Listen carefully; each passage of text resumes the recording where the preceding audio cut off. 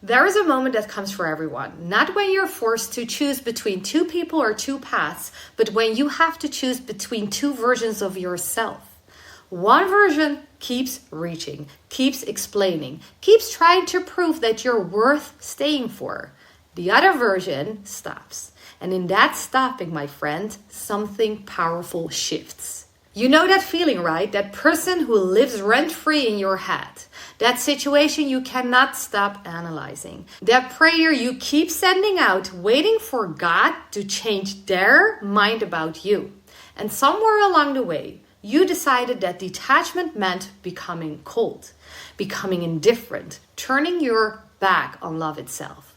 And that is not the meaning at all.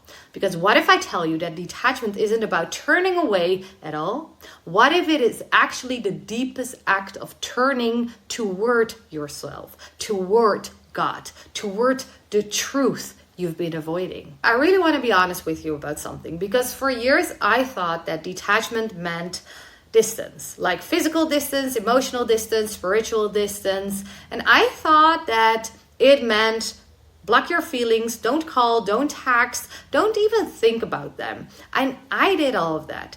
I was the strong woman who could disappear after someone hurt my feelings, right? But what I also discovered along the way is that it was me and my feelings. And during that time, I discovered that you can be silent and still be screaming on the inside. You can be distant and still be completely attached. You can walk away from someone and still walking in circles controlled by the very thing you're running from. And that, my friend, that is not detachment, that is avoidance, and you're calling it detachment. Because real detachment looks different. It's not about distance, it's about direction. It is not about running away from things, but it is about running towards something deeper. Like most people think that detachment happens when you leave. When you block your feelings, when you push things away, that's actually your power, love. Because the truth is, you can leave 1,000 times and never actually detach. Because detachment doesn't happen in a physical world, it happens in here. It happens in your nervous system. It happens in your beliefs about your own worth. So let me ask you something. Why do you hold on to the idea that losing them means you're not enough? Why does their silence feel like your failure? Think about this. Why does their choice to leave feel like proof that you were never meant to be loved? That's the blockage, my friend. And until you clear that blockage, you're not detaching from them, you're just running away from yourself. So let me tell you what real detachment looks like. It's not cold, it's not numb, it's actually the most loving thing you can do for yourself and for them. Real detachment is this. You go into silence. You sit with God.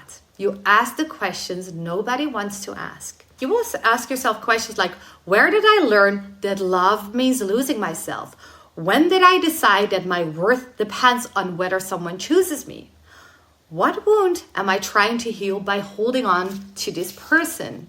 And here is the part that changes everything. You don't ask these questions to punish yourself. You ask them to understand yourself, to clear the blockages. A blockage is not a person. A blockage is a belief. It is a pattern. It is the way your nervous system learned to survive. Maybe you learned that if you just try hard enough, you can make people stay. So you grip. You perform, you become smaller and smaller, so they feel bigger. Maybe you learned that abandonment is coming, so you abandon first. You push people away before they can leave you, or you leave yourself before the other can leave you. Maybe you learned that your needs don't matter, so you stopped having them. You became the person who gives and gives and gives until there is nothing left. Those patterns, my friend, those are the blockages, and they are not your fault. They were survival mechanisms. They kept you alive when you were small and powerless. But here's the thing, you take yourself with you everywhere. You can change the room, you can change the person, you can change the story, but you cannot change the fact that you take you with you. If your wound doesn't shift, If your internal belief system doesn't shift, your reality doesn't either. So you don't just detach from a person, you detach from the version of you that keeps recreating the same pain. So this means you have to go even deeper. But I also want to make clear, you are not small anymore, and you are definitely not powerless anymore. So the question is, what does it mean to clear the blockages? It means going into the pain that created them. It means sitting in silence, real silence, not the silence of avoidance, but the silence of presence, and letting God show you where it hurts. It maybe means journaling at 3 a.m. when you cannot sleep because your nervous system is still waiting for them to come back. It means praying, like prayers that shake you. Prayers like, God, I don't understand why they left. I don't understand why I feel that I'm not good enough, but I'm willing to understand myself. Show me. These are the questions you want to ask, not for them to come back, but to go deeper into the core, into the root of everything that creates this reality. It means, and here it comes again, looking in the mirror and seeing not the person they rejected, but the person you abandoned. And finally choosing yourself back. This is so powerful, guys. And from experience, I can tell that this working on this level, it doesn't feel like liberation at first. It feels like grief. It feels like you're losing something precious. And you are, right? Because you're losing a version of yourself that was willing to disappear for love. You're losing a version of you that believed that if you just try hard enough, you can control the outcome. You are losing the illusion that their love would have been enough to fix you. But on the other side of that grief, something happens. The grip loosens, not because you forced it, but because you finally understand why you were gripping in the first place.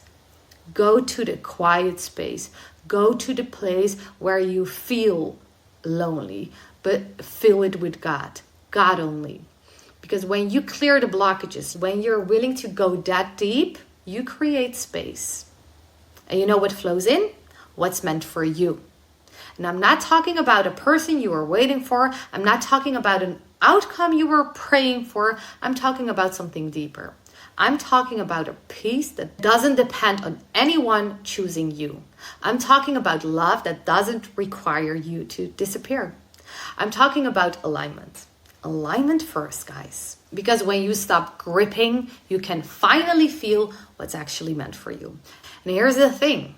What's meant for you doesn't require you to chase it. It doesn't require you to prove yourself. It doesn't require you to become someone you are not. Bye-bye masks. Bye-bye pretending, acting like someone you're not. What's meant for you will meet you in your wholeness. But this is where I really want to be clear with you, because detachment doesn't mean being passive. I've heard this so many times, like, I will just let God and I will just give up on everything. It doesn't mean hoping and let the universe do the work. Detachment means you prepare, you heal, you become the person of you who is ready to receive what's really meant for you.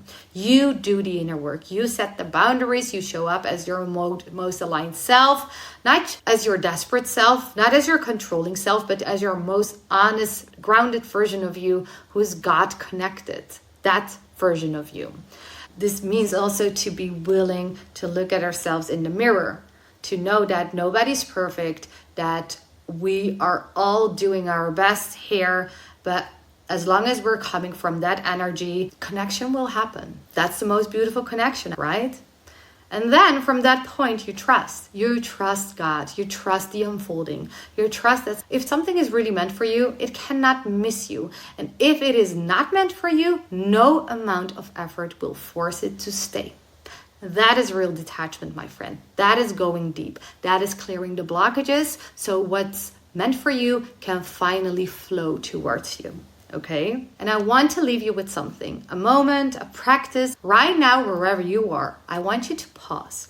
I want you to put your hand on your heart. And I want you to feel this truth. The person you're waiting for, the outcome you're praying for, the love you were trying to force into existence, that was never what you actually needed. What you needed was you. What you needed is God. What you needed was to go so deep enough to understand that you were never broken. You were just healing your blockages. And the blockages are clearing right now. You started clearing these blockages. As you listen to this, as you're willing to look at the wounds instead of running away from them, as you're choosing yourself back, that is detachment, that is love, that is really what it means for me to come home to yourself. So this message is so important to me because it's not about building another wall around your heart, around who you really are. Ask yourself the hard questions, sit with God, journal, pray, feel the feelings, feel everything and go through it and let it go.